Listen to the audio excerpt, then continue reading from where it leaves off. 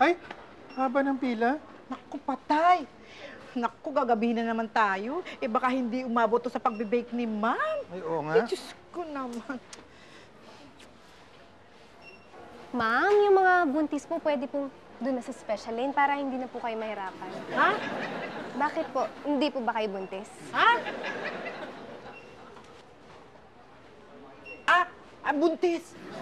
3 months nga ito eh. Sige po, doon na lang po kayo. Excuse me po.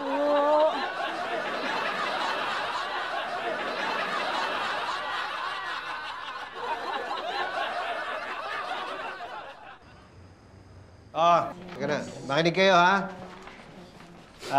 Dahil lahat kayo gustong magpunta ng Singapore, nakaisip na ako ng paraan. Ay, ano po, sir? Dadaanin na ba natin sa beauty contest? Naku, ako panalo dyan.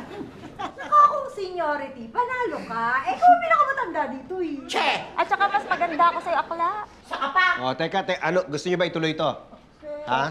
Gusto niyo? Makinig kayo. Tumahimik muna kayo. Para walang lamangan, para walang samaan ng loob, dadaanin natin sa bunutan. Hoy! Stoy! Eh, sabi ni sir, sa bunutan daw eh. Hindi, bunutan. Hindi sa bunutan. Hindi sa bunot, bunutan. Ako na, Pits, ako na. Sige, magbubunutan tayo, ha? Sino makakabunot ng pinakamahabang tingting, siya panalo. Ting-ting! Kadiri naman yan. Eh, baka mamaya yung ginagamit na pangwalis ni Mang Pedring, ano, sa mga basura. Nandidiri ka, huwag ka na. Hindi ka kasali. Hindi, oy, kasali ko. Bunot.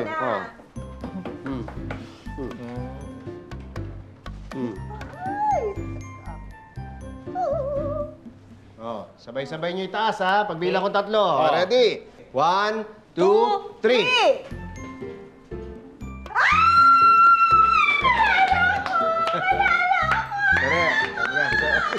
Stoy, hoy!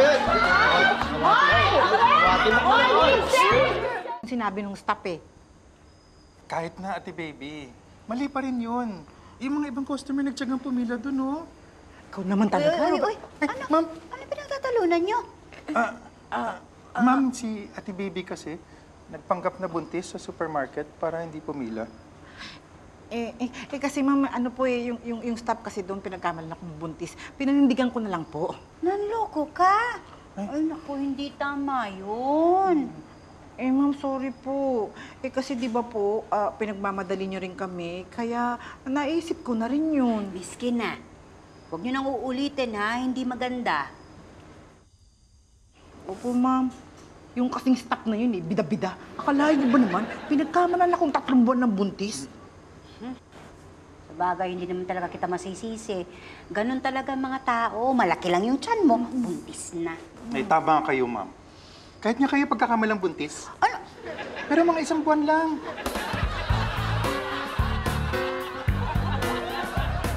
Yan. Naku, lumalagutok pa, oh. Aray! Yan, dito, mas... Baba mo konti dito. Ay, ang sakit! Aray! Masakit pala katawan mo. Dapat kumuha ka ng masahista. Kano ba ngayon ang home service? 500 yata. 500? Ang mahal naman. Ano kaya? Ikaw magmasahe sa akin. Ikaw na lang babayaran ko ng 500. Okay sa'yo? Talaga? Oo. Sige nga, bayaran mo ako ngayon. Hindi, wag ngayon. Wala pa akong pera eh. Sige na. Aray ko, kagalit. Aray! Hello po, ma'am. Bakit dyan na naman po kayo nakapila? Doon po tayo sa special lane para sa mga buntis po, di ba? Sige. Teka, sure ka bang buntis yan? Ay, opo. Dati na po yung customer dito. Parang pareho lang kami malaki katawan eh. Ay, hindi po. Mas malaki po yung tiyan niya. Di po ba 5 months na yan? Di no, 3 months lang to. Ay, ayun. 3 months. Sure ka ba? Buntis talaga yan? Ano ba sa tingin mo? Baby, nagugutom ka na ba? Naku anak, pasensya ka na ha. Konti na lang, makakabayad na tayo. Huwag lang makialam yung mga epal na customer dyan. Oh, Anak, sumipa ka nga. Pakita mo sa kanila. Ayaw po sumipa. Oo, baka tulog eh. Ipakausap niyo po kay Daddy. Daddy, kayo po ang kumausap sa baby niyo para po sumipa. Hindi akong daddy niyan. Aray! Bakit mo ko sinipa?